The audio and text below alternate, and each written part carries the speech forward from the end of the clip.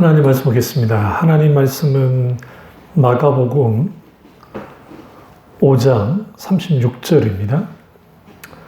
말씀은 마가복음 5장 36절입니다. 예수께서 그 하는 말을 곁에서 들으시고 회당장에게 이르시되 두려워하지 말고 믿기만 하라 하시고. 아멘. 말씀 제목은 절망적인 환경을 이기는 믿음의 길이라는 제목으로 말씀을 나누겠습니다. 절망적인 환경을 이기는 믿음의 길이라는 제목으로 말씀을 나누겠습니다.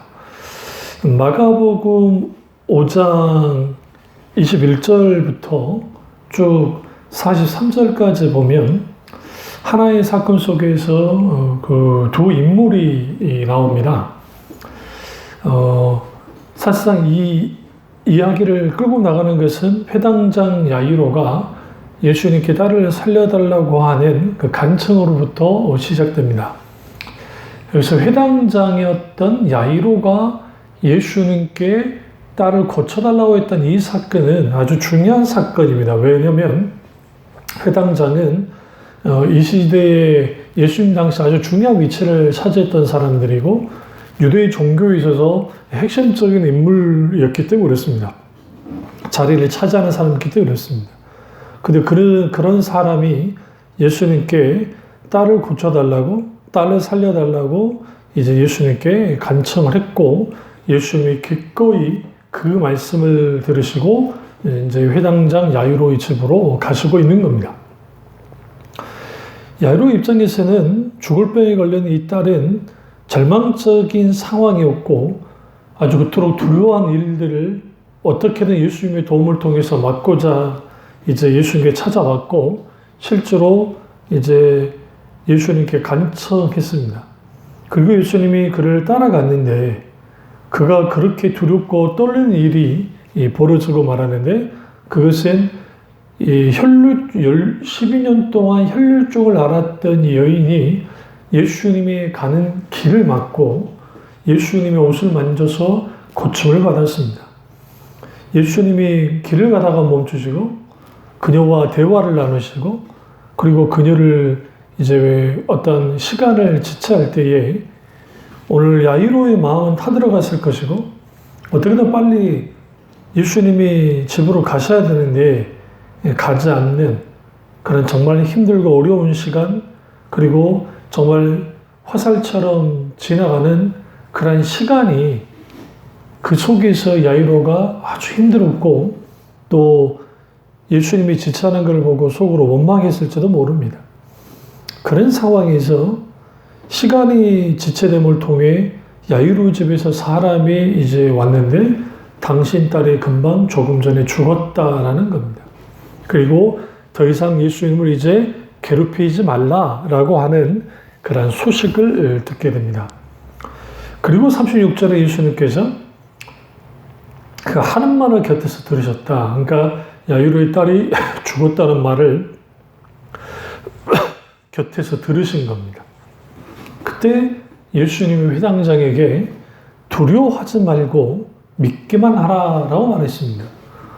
오늘날 우리가 절망적인 환경을 이길 수 있는 것은 두려워하지 말고 믿는 겁니다. 중요한 것은 주님의 입으로부터 나오는 그 말씀을 듣고 우리가 온전히 반응할 때 절망적인 환경으로도 이길 수 있고 승리할 수 있습니다.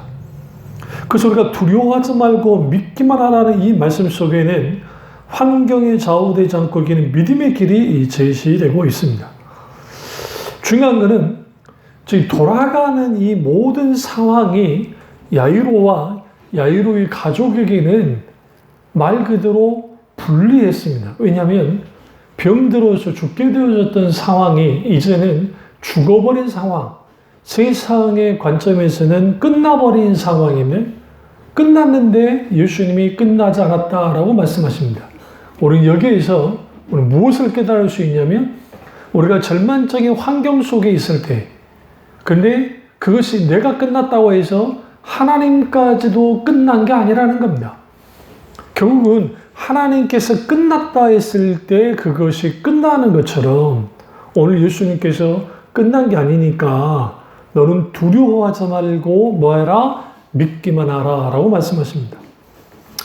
여러분 여기서 두려워하지 말아라 라는 이 표현이 독특한 표현이에요. 왜냐하면 너 이것 때문에 당황하지 말고 너 이것 때문에 마음 무너지지 말고 믿기만 해. 그게 아니라 두려워하지 말고 믿기만 해 라고 주님이 말씀하십니다.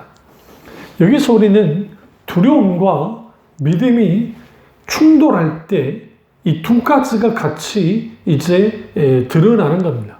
그러니까 이 두려움 이면에는 불안과 염려와 그리고 혼란스러움과 갈등들이 분명히 있다고 그랬잖아요. 그러나 또 거기에 한 걸음 더 나아가면 거기는 의심이 있습니다. 그러니까 의심과 그리고 불안과 염려와 초조함, 그것이 두려움과 한때 뭉뚱그려졌을 때, 이게 같이 뭉쳐졌을 때 우리 절망적인 상황은 그냥 끝난 겁니다. 그런데 예수님이 끝나지 않았고 너는 두려워할 필요 없고 너는 나를 믿기만 하라 라고 주님이 말씀하시는 겁니다. 여기서 우리는 절망을 끌어낼 수 있는 것은 두려움을 몰아내는 것이고 그 두려움을 몰아내는 것은 믿음입니다. 다시 말하면 우리 앞에 있는 두려움의 일, 절망스러운 상황과 환경, 거기에서 우리가 할 것은 주님의 음성을 듣는 겁니다. 주님이 뭐라고 하십니까? 두려워하지 마라. 너는 믿기만 해.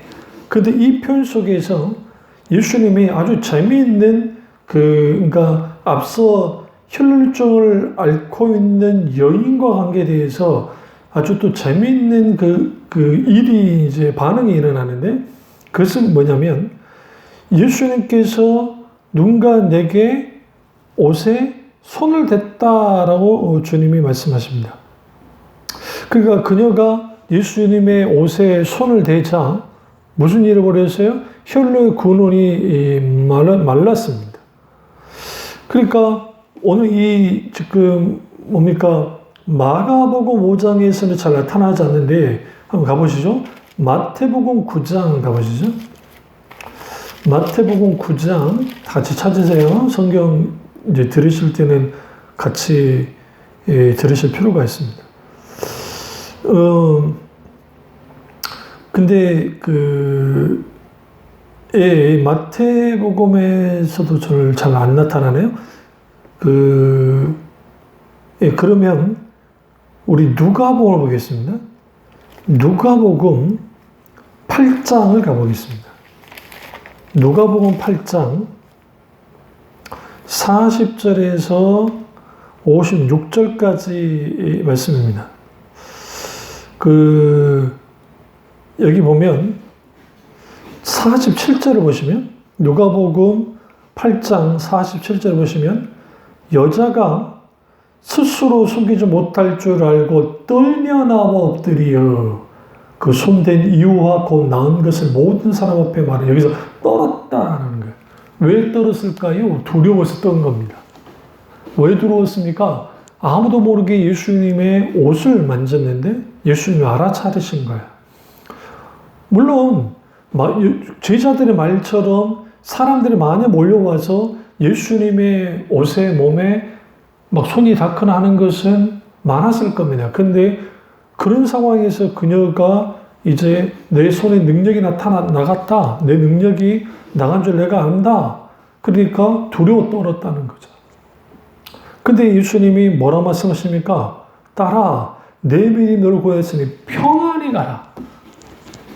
그러니까 병고침 받았습니다. 그런데 그녀가 떨었습니다. 왜? 예수님이 자기를 찾는 것에 대해서 떤 거예요. 근데 여기서 그녀의 이 행동이 별 문제가 없는 것 같은데 유대 관습이나 그 당시의 어떤 기준을 보면 혈병을 얻는 병은 피가 나는 병이기 때문에 부정한 사람입니다. 근데 부정한 사람이 어쨌든 랍비이신 예수님을 그녀는 완전히 랍비로 믿었으니까 선생님의 옷을 만졌다? 그럼 선생님을 더럽힌 거야. 그러니까 문제가 될 수 있습니다. 종교적으로. 근데 오히려 예수님이 그 손을 예수님의 옷을 만진 그녀가 나았다는 것은 오히려 예수님을 인해서 그녀가 정결케 되어졌다는 것이고 그 상황에서 그의 병이 고침받은 것에 대해서 아주 정말 놀라 있는데 그분이 나를 찾으시니까 떨 수밖에 없습니다. 두려워할 수밖에 없습니다. 그때 주님이 평안히 가라. 구원받았으니까 너무 평안히 가라. 여기서 우리는 이 두 사건을, 그러니까 한 사건 안에 두 일이 벌어지는데, 근데 이것을 우리는 쉽게 놓쳐버리면 안 됩니다. 누가가 말하는 것처럼 그녀가 치유받았고 두려워했고 오히려 예수님이 평안히 가라, 평안하고 말씀하시고 평안히 갑니다. 이 일이 반대로 일어나고 있는 거예요. 지금 이제는 그 회당장 야이로가 두려워했고 예수님이 두려워하지 말고 너는 믿기만 해라. 그런데 혈류병 앓는 여인은 예수님의 옷장 한 번만 줘도 나올 줄 믿었어요. 믿음이 앞섰고 그리고 치유를 받았고 예수님 찾으시자 두려워 떨었고 예수님이 평안을 주십니다. 그러니까 우리가 어떤 절망적인 환경이 벌어졌을 때 그것을 이기는 예수님 믿음의 길을 제시하는데 그것은 뭐냐면 예수님께서 우리에게 각자를 향해서 말씀하시는 것들이 있습니다. 그러니까 하나님의 음성에 귀를 기울여야 돼요. 주님 말씀하십시오. 종이 듣겠습니다라는 태도를 가져야 됩니다. 그 주님의 말씀이 내게 들려올 때, 그 말씀이 내게 자리 잡을 때, 거기로부터 우리가 어떻게 되느냐? 우리의 신앙이, 우리의 믿음이, 우리의 이 모든 환경과 상황이 바로 하나님이 원하시는 대로 잘 움직여지는 거예요. 지금 모든 주도권을 누가 주고 있습니까? 예수님이 주고 계십니다. 그러니까 회당장 야이로가 예수님께 내 딸이 죽을 병이 걸렸는데 빨리 가서 좀 치유해 주십시오. 예수님이 기꺼이 응하여서 가십니다. 그리고 가셨어요. 그런데 예수님께서 그 가사가 걸음을 사람이 밀죠. 그런데 걸음을 멈추십니다. 멈췄다는 것은 주님이 의지적으로 멈추신 거죠.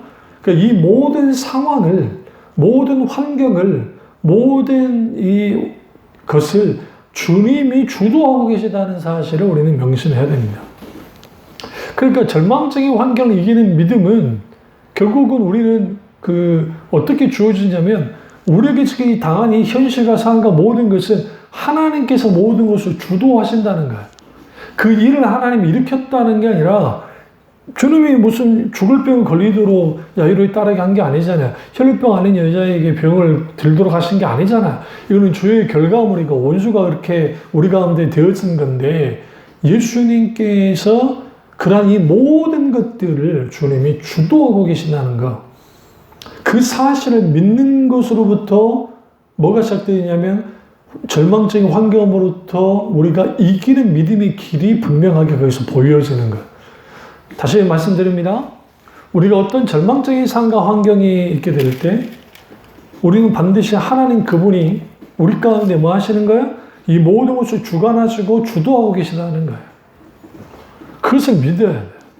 그러니까 그것을 허용하신 것도 다 주님이 주도하고 계시는 거예요. 욥을 칠 때에 사탄이 막 칩니다. 자기 마음대로 쳤습니까? 아니요. 하나님의 주권 안에서 모든 것이 이루어졌던 것처럼 모든 것은 하나님의 주권 가운데 되어집니다. 그리고 모든 걸 주도하시고 주관하시고 주님이 이 모든 것을 이끌어감을 통해서 인간의 이 절망은 결국은 하나님 외에는 예수님 외에는 해결할 수 없음을 분명하게 밝히고 있습니다. 그렇다고 한다면 절망적인 환경에 좌우되지 않는 믿음의 길을 가리면 어떻게 해야 되느냐? 철저로 예수님을 절대적으로 신뢰해야 합니다. 전적인 신뢰는 그분을 깊이 알고 사랑하면서 생긴다고 분명히 말씀드렸습니다. 그런데 우리가 그 신뢰 지수를 높이려면 내가 믿고 있는 하나님이 살아서 역사하는 하나님인 것을 우리는 분명하게 알고 믿어야만 합니다. 그러니까 우리가 하나님의 자녀들이고 그 자녀된 우리가 이제 우리가 살아갈 때에 우리가 또 어떤 환경과 상황 가운데 절망적인 문제를 만났을 때에 우리는 하나님 그분을 먼저 붙들고 먼저 주님을 찾고 주님을 의지해야만 한다는 겁니다. 뭐냐면 우리의 능력으로는 이것을 감당할 만한 힘과 능력이 없기 때문에 그렇습니다.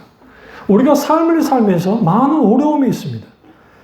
우리를 절망케 하는 사건들, 우환과 질고, 많은 고통, 또 사람을 통해서 지쳐버리고 힘들게 하는 이러한 일련의 모든 것들, 이것들이 우리를 지치게 만들어요. 번아웃하게 하는 거죠. 탈전하게 만드는 겁니다. 그러니까 이때 우리가 하나님의 자녀들이 우리 어떻게 살아가야 합니까? 라고 하나님께 질문을 던질 때 이렇게 힘들고 어려워 죽겠는데 어떻게 삽니까? 그렇게 쓸 때에 주님이 우리에게 이것을 허용한 것은 물질이나 우리의 지식이나 우리의 힘으로 혹은 사람을 의지하며 사는 것이 아니라 예수님만을 절대적으로 신뢰하며 살아야 된다는 것을 알게 하시는 거예요. 그러니까 주님이 광야로 모세 시대에 이스라엘 백성들을 광야로 끌고 나가시는 것은 하나님을 신뢰하고 의지하는 법을 배우도록 하기 위함이었어요. 사실 광야는 하나님을 의지하지 않고서는 살 수 없는 곳입니다. 그런데 그런 곳에 들어오지 못했다는 거예요. 그러니까 그때 하나님을 철저히 신뢰하지 못한 거예요. 그러니까 우리가 환경 때문에 무너지고 상황 때문에 이렇게 흔들리는 것은 절대적인 절망적인 환경 속에서 우리가 믿음의 길을 가지 못하는 것은 결국 하나님에 대한 전적인 신뢰를 하지 못하는 것이고, 전적으로 신뢰하지 못하는 그 이유 중에 하나는 하나님 아닌 다른 것을 신뢰하기 때문에 그렇습니다. 그 신뢰하는 것들을 깨뜨려야 돼요. 왜 그러냐면 하나님을 신뢰하려면 우리 가운데 있는 두려움을 몰아내야 가능하기 때문에 그렇습니다. 그러면 그 두려움을 몰아내려면 하나님께만 초점을 두고 하나님만을 바라보고 하나님께 모든 것을 내어드리면서 기도해야 돼요. 다시 말하면 하나님 중심적인 삶을 살 때 환경이 아니라 하나님께 먼저 반응하고, 하나님께 먼저 반응하는 사람들은 환경의 크기와 하나님의 크기 사이에서 갈등하지 않습니다. 하나님 그분이 모든 것을 주관하시고 통치하시고 다스린다는 것을 알기 때문에 마땅히 하나님께 반응하는 겁니다. 두 번째로 모든 문제를 하나님께, 예수님께 내어놔야만 합니다. 그러니까 우리가 예수님께 내어놓는다는 것, 이 절망적인 환경, 절망적인 문제, 절망적인 고통을 주님께 내어드려야 돼요. 마가복음 5장 22절에서 3절을 한번 보시면, 그 회당장 중에 하나인 야이로라 하는 이가 와서 예수를 보고 발 아래 엎드려 간곡히 구하여 이르되 내 어린 딸이 죽게 되었사오니 오셔서 그 위에 손을 얹어서 그로 구원을 받아 살게 하소서 하거늘. 여기서 예수님의 발 아래 엎드렸다는 표현이 아주 중요합니다. 여러분, 야이로는 회당장입니다. 이스라엘은 성인 10명 이상만 있으면 회당을 만들 수 있습니다. 그러나 이 회당장 야이로는 아주 지금 지역에서 그러니까 큰 회당의 어떤 그 회당장이었던 것 같습니다. 그런데 그 회당장은 오늘날 말하면 유지 중의 유지이고 종교적으로도 아주 중요한 위치에 차지한 사람입니다. 여러분도 아시다시피 예수님은 바리새인과 종교 지도자들의 공격을 많이 받으셨습니다. 물론 예수님이 각기 회당에서 말씀을 선포하는 일이 많긴 했지만 오늘 이 회당장, 이 야이로처럼 예수님의 발 아래 엎드려서 간곡히 구하는 사람이 없었습니다. 우리는 여기에서 절망적인 환경을 이길 수 있는 길이 여기서 보이는 거예요. 우리는 언제든지 하나님께 엎드려야 됩니다. 그러니까 모든 문제를 예수님께 내어놓는다는 것은 뭐냐면 우리는 어떤 상황, 어떤 문제에 대한 기꺼이 주님께 엎드리는 거예요. 엎드리고 그리고 뭡니까? 간곡히 아뢰다라고 표현합니다. 그러니까 우리는 간절히 주님께 간구해야 됩니다. 이것은 단순히 야이로가 한 번만 내 딸을 살려달라고 요청한 게 아니라 여러 번 반복해서 간청한 겁니다. 다시 말하면 예수님께 어떻게 해요? 간절히 매달린 겁니다. 우리에게 필요한 게 바로 그거예요. 사실 회당장은 바리새인들이 주로 되거든요. 그러면 그 바리새인인 회당장인 야이로가 예수님 앞에 엎드리는 것은 쉬운 일이 아니라고요. 다시 말씀드리지만. 아무리 죽어가는 딸을 살리기 위하였다 할지라도 그 사람의 지위와 사람들의 시선이 있는데 그걸 아랑곳 하지 않았어요. 그것은 뭐냐면 자기 체면과 지위와 자존심을 버렸습니다. 딸을 살리려고 한 것도 있지만 그가 예수님께서 손을 얹으사 그로 구원을 받아 살게 하소서 한 것은 뭐냐면 예수님 그분이 어떤 치료의 능력이 있다는 것, 하나님의 놀라운 치유가 분명히 있다는 것을 그가 알고 있고 믿었다는 겁니다. 오늘도 이러한 겸손의 태도가 필요합니다. 여러분 가운데 어떤 문제가 있고 어려운데 아직도 주님께 부르짖지 않고 있고 아직도 주님께 엎드리지 않고 있습니까? 여러분 빨리 엎드리십시오. 우리가 주님 앞에 엎드린 만큼 주님께 부르짖어 기도하는 만큼 주님을 찾는 만큼 우리 속에 내면 속에 지금 마음이 무너져 버리고 짓눌려 있고 우리 속에 허탈한 이런 모든 것들 불안한 이런 감정들 이런 것들을 주님이 우리를 다독이시고 만지시고 그러면서 우리 속에 뭐가 일어나기 시작하냐면 주님에 대한 전적인 신뢰가 주님을 향한 내가 기꺼이 나의 모든 문제를 주님께 내어드림을 통해서 내어놓음을 통해서 하나님이 주시는 평안을 가질 수 있습니다. 그래서 하나님을 전적으로 신뢰하고 모든 문제를 예수님께 내어놓는 사람들은 이렇게 고백합니다. 하나님, 내가 이러한 속에 있습니다. 주님 환영합니다. 내게 와달라고. 내게 오시옵소서라고 기도하는 겁니다. 우리가 믿음이 있는지 없는지를 알 수 있는 그 바로미터는 뭐냐면 우리가 어떤 문제를 만났을 때에 하나님을 찾거나 주님 내게 찾아오셔서 나와 함께 하시고 내게 이길 만한 믿음을 달라고 기도하기보다 원망을 하게 되는 것이죠. 이런 신자들은 문제가 생기면 하나님 그분과의 관계 속에서 그분을 원망하고 그리고 뭐합니까? 충돌합니다. 교회에서 멀어지고 솔결한 찬양이나 그런 것들 듣기를 거부하고 자기 성을 쌓습니다. 그래서 우리 속에 있는 우리의 절망적인 환경을 이기는 믿음의 길을 가려면 결국은 하나님 그분이 우리 가운데 믿음의 역사가 주님이 나타나게 하시려면 우리의 예자, 우리의 죄의 본성들을 깨뜨려야 됩니다. 다시 말하면 우리의 고집과 아집과 우리의 잘못된 것들을 늘어나야 돼요. 오늘 회당장 야이로가 자기 체면과 자기 지위와 자기의 모든 것들, 사람의 시선까지 내려놓고 주님께 어떻게 해요? 내어놓고 어떻게 합니까? 기꺼이 주님께 간청했듯이. 우리도 그런 게 필요하다는 거예요. 그러니까 여기에서 하나님의 역사가 일어나느냐 안 일어나느냐가 결정돼. 어떻게 기꺼이 내 모든 문제를 예수님께 내어놓을 때 그것도 신뢰함으로 주님을 신뢰함으로 내어놓을 때 거기에서 진정한 하나님의 믿음의 역사가 나타나는 겁니다. 세 번째는 환경이 좌우되지 않는 믿음을 가져야 우리가 환경에 지배당하거나 환경에 이끌려가는 그 길이 아니라 우리는 그것을 이기는 좌우되지 않는 그런 믿음의 길을 갈 수 있습니다. 오늘 예수님께 야이로가 엎드려서 땅을 고쳐달라고 간청합니다. 그리고 이제 예수님과 함께 뭐 하느냐? 같이 집으로 향해 이제 가고 있습니다.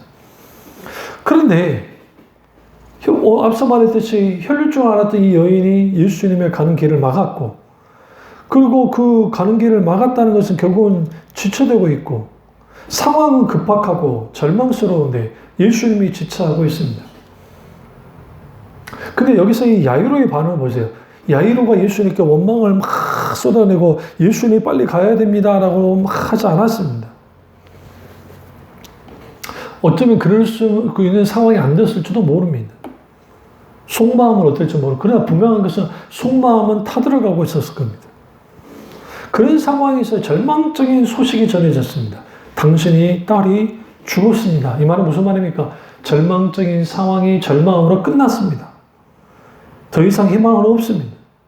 처절한 절망 보고가 그에게 들렸고 그에게 두려움이 엄습했습니다. 내가 그토록 두려워했던 일이 벌어졌기 때문에 그렇습니다.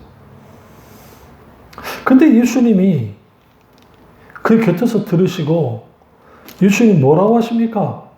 야, 회당장이 두려워하지 말고 믿기만 하라라고 말씀하십니다. 그리고 예수님이 회당장 야이로의 집으로 가시는 거예요. 계속. 다시 말하면 부정적인 보고가 예수님의 가는 길을 막지 못했다는 겁니다. 근데 그 부정적인 소식은 절망적인 소식이고 죽음의 소식이고 모든 인간에게서 더 이상 할 수 없는 모든 것이 끝나는 겁니다. 끝난 소식을 들었는데 주님은 가십니다. 야이로의 딸을 장례를 치르기 위해서 가신 게 아니라 그녀를 살리기 위해서 주님이 그 길을 가십니다. 그 길을 따라가는 야이로는 얼마나 혼란스럽겠습니까? 두려워하지 말고 믿기만 하라고 하는 주님의 이 말씀, 이해되지도 않고 받아들여지지도 않고 내 마음에 들려지지 않는 그 말씀을 듣고 뭐 하는 거야? 따라가야만 하는 누구? 야이로.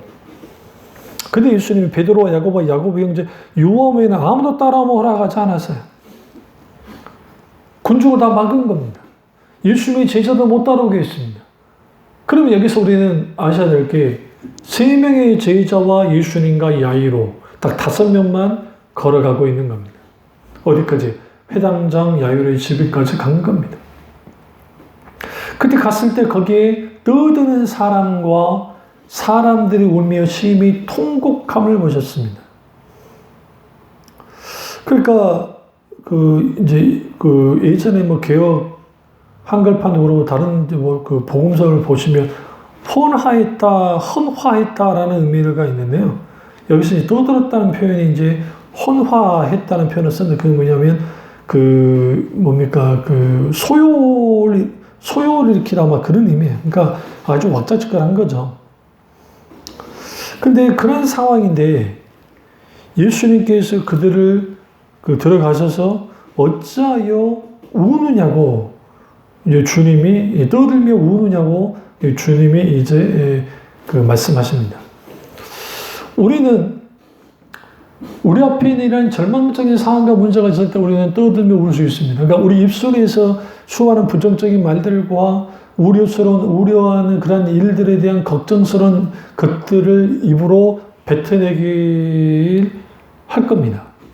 이 일종의 떠드는 겁니다. 그럴 수 있는 것은 우리가 답답하고 불안하니까 그것에 대해서 말을 하게 되는 겁니다. 근데 주님이 뭐라고 말씀하십니까? 왜 떠드냐는 거죠. 왜 우느냐? 떠들며 우느냐? 이것은 일종의 장례식다는 행동들인데 그들이 떠들 때가 단순히 기분 좋아 떠든 건 아니고 어떻게 이런 일이 있냐고 하는 수많은 한탄과 어떤 그런 것들을 쏟아내고 있는 것이죠. 그런 상황 속에서 예수님이 왜 떠들고 그리고 왜 우냐라는 거예요. 여기서 아주 생뚱한 주님의 이 반응에 대해서 지금 사람들이 비웃는 겁니다. 4절 보시면. 이 비웃음은 뭐냐면 이 사람이 지금 제대로 파악을 못하고 있구나. 야이로의 딸이 죽었는데 당연히 장례식 때 이런 통곡하는 소리를 내고 우는 것이 당연한 것인데 지금 이 예수라는 사람이 아주 이상한 짓을 한다 하면서 웃고 있다. 비웃는 것이죠. 그래서 예수님께서 어떻게 하시느냐. 아까 두려워하지 말고 믿기만 하라고 하는 이 36절의 이 말씀이 헬라의 시제 가운데 현재 시제로 되어 있는데 그건 뭐냐면 계속해서 믿어라. 계속해서 믿음을 저버리지 않아야 된다는 것을 분명히 강조하고 계십니다. 계속. 그럼 야이로 입장에서 이 절망적인 상황을 봤을 때, 환경을 봤을 때 흔들리지 않는 게 이상한 거죠. 왜냐하면 지금 누가 정상적인 반응을 하고 있는 거예요. 당연히 지금 야이로의 집에서 통곡하는 사람들, 떠드는 사람들, 이 사람들이 오히려 많은 사람들이에요? 정상적인 반응이에요. 근데 예수님이 계속적으로 믿음을 요구하고 계시다는 거죠. 원래 우리도 마찬가지입니다. 우리에게 절망적인 환경과 고통과 문제와 여러 일들이 벌어졌을 때 주님이 우리에게 원하는 거, 요구하는 게 뭐냐? 믿음을 계속 요구하시는 거예요. 그러니까 세상의 모든 사람에게는 죽음이 끝이지만 예수 믿는 우리에게는 새로운 시작입니다. 그렇기 때문에 두려워하지 말고 믿기만 하라고 하는 그 말씀이 아주 중요해요. 그런데 중요한 것은 두려워하지 말고 믿기만 하는 그 말씀 속에 계속적으로 현재 진행이라는 표현했던 것처럼 결국은 주님이 이 일에 대해서 뭐 하기를 원하시는 극단을 살리겠다고 하는 의지를 지금 드러내고 계시는 거예요. 이 비슷한 일이 나사로가 죽었을 때 예수님이 가셔서 이제 믿기만 하라 라는 표현을 똑같이 합니다. 오늘 한번 찾아보실까요? 요한복음 가보시죠. 요한복음. 이제 요한복음 그 나사로가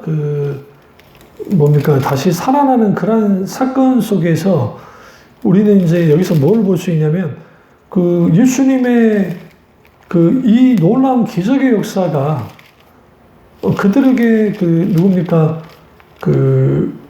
우리가 잘 아는 마르다와 마리아의 입장에서는 예수님이 계셨으면 이 오라비가 죽지 않았을 거라고 하는 그런 반응은 어쩌면 당연한 거였어요. 그만큼 믿음이 있었습니다. 그런데 예수님께서 말씀하신 어떤 이제 내가 믿어라 그러면 보게 될 거라고 하는 그것과 그녀가 생각하는 게 달랐다는 거예요. 요한복음 11장을 보시면 이제 소식이 전해졌고 병들었던 소식이 전해졌고 그러나 예수님이 계속 더 머물러 계셔봐요. 4일씩이나 머물러 계시고 그러니까 죽은 지 4일이 돼버린 거죠. 그리고 이제 예수님께서 이제 가시는 거예요. 누구에게? 베다니 이제 나사로의 집으로 가셨습니다. 그래서 예수님께서 이제 마르다가 예수님을 만나고 예수님이 오셨으면 죽지 않았을 겁니다. 그러나 나는 이제도 주께서 무엇이든지 하나님께서 구하는 것을 하나님 하실 줄을 아나이다 라고 하면서 대단한 믿음을 반응을 해요. 근데 23절에 예수님이 내 오라비가 다시 살아나리라 라고 말씀하십니다. 그러니까 이제 부활 때 살아날 줄 믿습니다 라고 반응해요.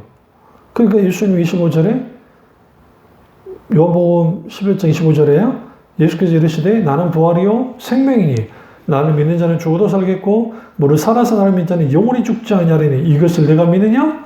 주여 그렇습니다. 하면서 그 유명한 신앙 고백 주는 그리스도시 세상에 오신 하나님의 아들인 줄 내가 믿나이다. 여기서 우리가 환경 앞에 닥쳤을 때 마르다 같은 믿음을 갖는 것도 아주 대단한 거죠. 야이로게는 이 믿음까지 주님이 요구하지 않았어요. 믿기만 하라는 거죠. 계속 믿으라는 거죠. 그러니까 야이로게 그 믿음을 요구하지 않는 게 야이로게 마르다가 갖고 있는 믿음을 갖고 있는지는 모르겠습니다. 솔직히. 그래서 분명한 것은 주님의 말들을 믿었던 건 사실 왜 그래서 믿음의 기적의 역사가 나타났기 때문에 그렇습니다. 그리고 이제 이제 예수님이 무덤을 가는데 마리아도 만나시고 막 하죠. 똑같은 마리아가 마르다와 똑같은 반응을 합니다. 그러니까 이제 돌을 굴려라. 그러니까 무덤 안에 있는 이 돌을 막고는 돌을 굴려라고 할 때에 이때 이제 이미 마르다가 죽은 지 나흘이 돼서 벌써 썩은 냄새가 납니다. 라고 하니까 40절에 예수께서 이르시되 내 말이 내가 믿으면 하나님의 영광을 보리라 하지 아니하였느냐 하시니 이 말이 그러니까 내가 말했잖냐. 내가 믿으면 하나님의 영광을 보리라. 그러니까 믿음이 중요한 거야. 뭘 믿는 거야? 주님의 약속, 주님의 말씀을 믿는 거야. 영광을 보리라 하지 아니하였느냐 하시니 그 돌을 옮겨놓고 살아나는 일이 벌어집니다. 여기서 이제 우리는 뭘 알 수 있냐면 우리가 온전히 하나님을 믿는다는 거. 그러니까 절망적인 환경을 이길 수 있는 것은 이기고 믿음의 길을 간다는 것은 결국은 우리가 이 주님을 전적으로 신뢰하고 믿어야 되는데 그 주님이 요구하는 그 믿음이라는 것은 전적인 믿음을 요구하신다는 것. 왜 주님이 요구하실까요? 주님이 우리의 믿음을 보시고 역사하기 때문에 그렇습니다. 그러니까 오늘 이 회당장에게 계속적으로 너는 믿기만 하는 그 말씀, 그거를 그가 붙들고 이제 들어옵니다. 그리고 두 내외 그리고 3명의 예수님의 제자들만 데리고 들어가셨어요. 여기서 우리는 우리가 하나님을 자기 수준으로 받아들이고 이해하고 하나님의 능력을 제한하면 안 됩니다. 해당장이 지배해서 온 사람들처럼 더 이상 선생님을 괴롭히지 마소서라는 반응은 그럴싸해 보이지만 그는 주님이 결정할 일이었습니다. 그리고 주님이 결정하지 않고 하나님이 계속적으로 움직이셨어요. 모든 걸 주도하고 주관하셨습니다. 다시 말하면 하나님이 끝났다고 하기 전에 끝난 게 아니라고요. 분명히 말씀드리지만. 그래서 들어 말고 믿기만 하라라고 하셨고 그가 끝까지 믿음을 붙들고 나왔습니다. 우리도 그런 태도를 배워야 됩니다. 마르다를 향한 태도도 배워야 되고 우리는 배워야 됩니다. 그리고 우리는 현실과 환경을 믿음으로 볼 수 있어야 되고 눈에 보이는 상황과 환경과 그것을 따라가는 것이 아니라 우리 속에서 역사하시는 하나님 그분만을 바라고 나아가야 돼요. 그래서 우리가 환경을 이기고 하나님의 크게 역사를 우리의 삶 속에서 경험해야 돼요. 조지 뮬러 목사님이 이렇게 말합니다. 이 세상에서 누가 가장 하나님 아버지의 사랑을 받을 수 있는 사람일까? 그것은 하나님을 자신의 아버지로 100% 신뢰한 사람이다 라고 했습니다. 하박국도 믿음도 환경도 좌우되지 않는 그런 믿음을 가져야 됨을 하박국 3장 16절과 19절에서 분명히 말합니다. 그래서 우리는 우리의 믿음을 성장시켜야 되는데 조지 뮬러 목사님이 믿음을 성장시키는 4가지 지침을 말했습니다. 첫째는 말씀을 주의 깊게 읽고 깊이 묵상하고, 둘째 정직한 마음과 바른 양심을 유지하도록 하나님의 뜻을 거스르는 일이 없도록 하고, 세 번째 믿음이 강해지기 원한다면 시련을 당하더라도 피하거나 믿음이 약화되지 않도록 해야 되고, 네 번째는 하나님이 우리를 위해 행할 수 있도록 하라는 거예요. 찰스 스폴저 목사님도 인간이 하나님 앞에 할 일은 계산적인 믿음을 갖는 것이 아니라 절대적인 믿음을 갖는 것이다. 계산은 하나님이 하신다라고 했습니다. 그렇습니다. 원래 우리가 계산하는 게 아니고 어떻게 될까 저렇게 될까 그거는 하나님이 하실 거라는 거예요. 우리가 할 게 아니라는 거예요. 총교도였던 토마스 왓슨도 마찬가지입니다. 이성이 걸어갈 수 없는 곳에서 믿음은 헤엄칠 수 있다라고 했고, 교부였던 터툴리아누스도 불리한 고로 나는 믿는다, 그러니까 불합리한 고로 나는 믿는다라고 했던 것처럼 우리 눈에 불합리하고 우리 눈에 안 될 것 같아도 그분 하나님이 하시면 된다는 사실. 우리가 할 것은 그 하나님의 전적으로 신뢰하고 믿고 의지하는 겁니다.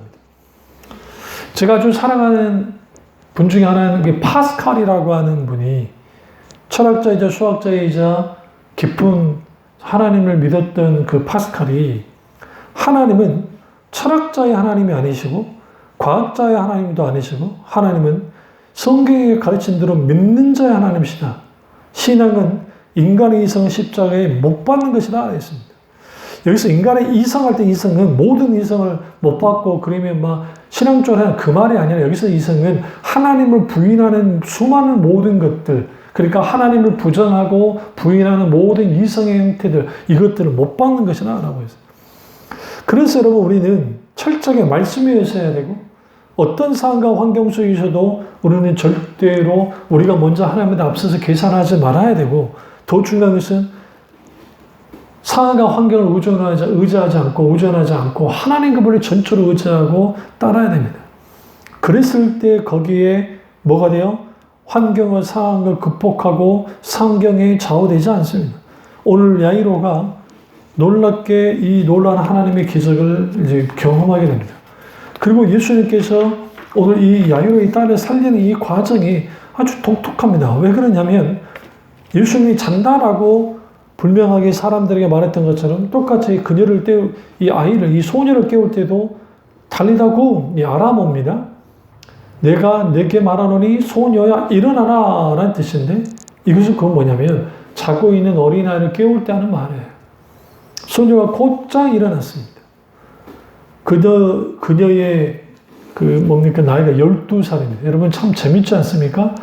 12년 동안 혈류병을 앓았던 여자가 뭐였어요? 고침받았어요? 근데 이 애가 12살이에요? 다시 말하면 혈류병을 앓았던 12년 동안 병을 앓았던 이 그녀가 고침받은 거나 12살을 살고 죽었다가 다시 살아나이나 이 모든 것은 결국은 하나님의 놀라운 기적 가운데 일어났다는 거예요. 일어나는 일. 그러니까 절망을 이기는 일이었다는 거죠. 누가? 하나님은 그렇게 하셨어요. 그래서 사람들 크게 놀라고 놀랬다라고 말합니다. 결국 이 모든 것들은 하나님 그분의 영광을 드리기 위함이고 그분을 드러내기 위함입니다. 그래서 우리가 절망적인 환경, 상황, 그게 좌우되지 않고 믿음의 길을 가려면 결국은 전적으로 주님을 신뢰하고 하나님 그분에 대한 기대감을 가지고 우리가 어떤 환경과 상황이 흔들리기보다는 우리 속에 있는 두려움을 하나님의 사랑으로 하나님에 대한 전적인 신뢰로 몰아내고 한 걸음 한 걸음 주님이 인도하는 만큼 그 길만을 따라갈 때 결국은 하나님이 놀랍게 모든 것을 주관하시고 주도한다는 사실을 알기 때문에 거기로부터 놀라운 하나님의 역사가 나타납니다. 이 사실을 깨닫고 철저로 믿음에 굳게 서서 환경과 상황에 좌우되지 않고 두려움을 철저하게 몰아내고 믿음의 승리자가 되는 우리 교우들 되시기를 주의 이름으로 축원합니다.